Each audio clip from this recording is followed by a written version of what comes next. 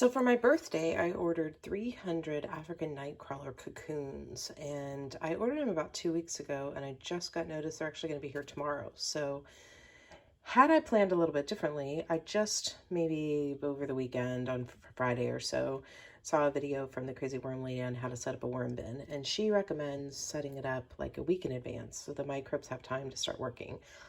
I'm not going to have that amount of time, but I did decide today, since it'll be here tomorrow, that I would try to make it a little bit more of a ideal worm setup. I'm really excited to get these African night crawlers. The goal all along in having worms is to get to a point where we are not throwing away any food scraps. And right now I have so much in the freezer. It's crazy. So I read the African night crawlers go through food pretty quickly, and I thought if I'm going to branch out into another type of worm than African night crawlers, and the first place that I looked at was a place in Colorado Springs, and they sold cocoons, which made it really inexpensive, and so it's about $25 to have them shipped here. It says there's 2 to 7 per cocoon, so we could end up with quite a few African night crawlers. It would about equal what I started with for European night crawlers. So anyway, back to, I'm starting to make this bin. I did the coconut core. This is the kind I've been buying. That's what Uncle Jim sells with theirs.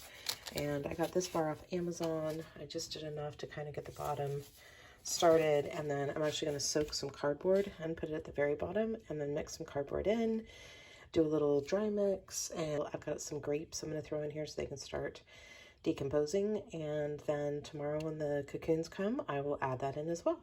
So I've slid one Amazon piece of cardboard down in there. I'm about to do the other one. I've got a little bit too much water going on in here, but that's okay. The cardboard will help soak it up. So I'm going to put this in here and then mix in cardboard and the dry mix.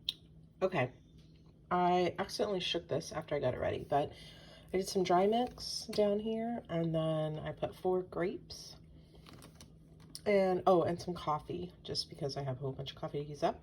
And now I'm really just going to cover this up. I might sprinkle a little bit of dry mix on top of that. I forgot. I can't remember if I did or not. My phone died, so I had to plug it back in to finish this video. And then a little toothbrush. I'm just going to cover this up. And then I've got it, actually, believe it or not, for all that liquid that was in there, feels a little bit dry. So I'm going to get it down just a hair more, and then put some bubble wrap and some paper on it and try to keep the liquid in there and go from there. So I try really hard to use stuff we already have at home that came in other packaging or something like that. So this is a piece of rectangular bubble wrap. I'm putting it bubble side down. Doesn't cover the sides maybe quite as much as I wanted, but we'll just give it a day and see. And then this is Target up from something that my parents sent to us about a month ago. I'm just going to close it up and put it on top. Again, the goal is really just to try to keep the bugs down. And look, a little mite just went by it because I just pulled this out of the other bin. I was trying not to cross-contaminate bins. So I'm going to go ahead and give this a good sprinkle of the dry mix. And it'll be ready for tomorrow when the cocoons arrive.